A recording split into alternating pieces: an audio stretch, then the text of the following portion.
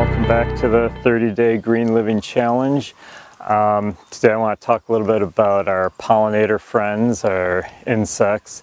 Unfortunately, a lot of people look at insects as being bad. We don't want them in our houses. We don't want them flying around when we're having a picnic. We don't want them on our food, you know. But honestly, insects are a necessary part of the ecosystem. I mean, we're all connected, and insects are part of that web of life. But unfortunately, we look bad on them. We plant our gardens, we don't want the aphids on them. I mean, there are beneficial insects and there are some non-beneficial insects. But when we plant our flower gardens or our vegetable gardens, we find insects on them. We always want to get rid of those insects, which you probably should, because they're going to destroy your vegetables, your food. And if you are planting a vegetable garden, kudos to you.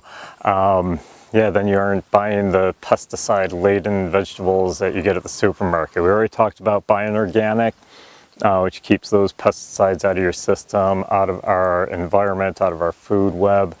But what if you're growing your own vegetables and you get insects on them? What if you have insects in your house? Well, your challenge for today is to deal with insects in a good way. What I mean by that is to not harm the ones that are beneficial to us, but we think are, oh, creepy crawlies. House centipedes are one of the ones that a lot of people don't like. That you guys don't like spiders in your house. Squish, you step on them, you swat them with a fly swatter. You know, let's try to capture them, get them out of the house. But let's talk about the outdoor stuff. Okay, I'm standing by my beehives. Yeah, I started raising bees a few years back. My father used to raise bees when I was younger. Never really helped him much, but as I got older, I found, you know, I had an interest in the bees, and I started, you know, my own colonies. I always think it's funny, the term raising bees. I'm not raising these guys. I mean, they're doing their own thing. They know what they're doing. I won't get into the whole complicated society of bees, but these guys are pollinators, and that's the reason that I started raising them. Bees are in trouble. I didn't raise them, I didn't start colonies for the honey. I actually started the colonies so that we can get more pollinators out there in the world.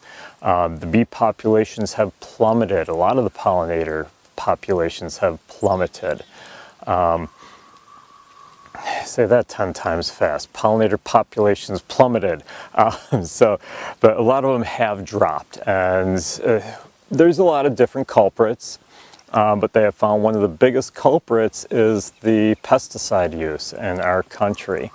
Unfortunately, big companies like Bayer, Monsanto, they're making these chemicals that they're telling all the farmers you have to put them on your crops, and they're putting them on the crops, and what happens is it's killing all the insects, whether they're bad insects or good insects.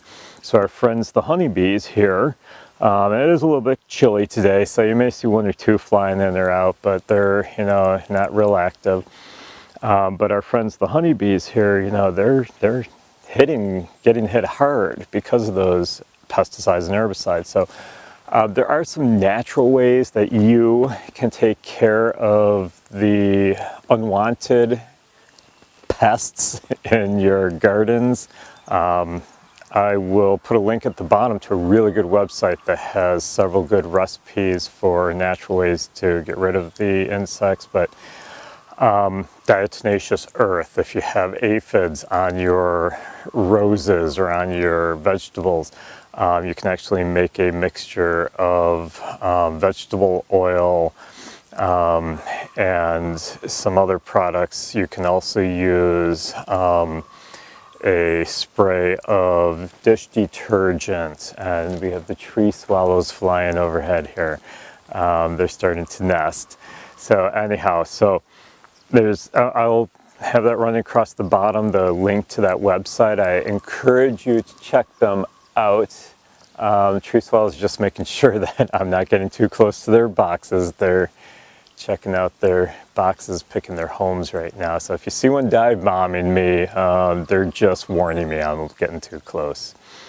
So that's your challenge for today. If we're getting into late spring, I've noticed some of the flowers are coming up, the birds are nesting, and we're thinking about, let's get those gardens started. Let's protect our flowers before, the bugs start getting at them. All the spiders are starting to hatch their babies. We're getting, spiders in our houses more this time of year. So let's deal with these critters that we don't want in a natural, more earth-friendly way. So check out the link at the bottom, start using some of these methods so that we can help these guys survive. And I'll show you these beautiful creatures that we have here. Usually I do have a bee suit when I'm dealing with my bees. Yeah, it looks like they're down a little ways in the hive here, but oh yeah, they're quite active in there. You see a few bees.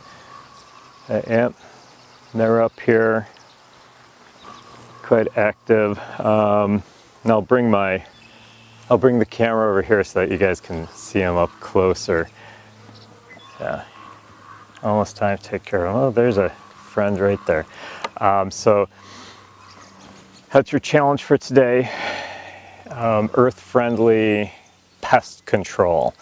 So start looking up those recipes, preparing them so that when you do start noticing those pests, start using these natural methods to control them. And remember, not all insects are bad. Many, like my friends the bees here, are beneficial to us. Without them, we don't survive because we'll starve to death. These guys are keeping our food source going. So have a great day. We'll see you tomorrow.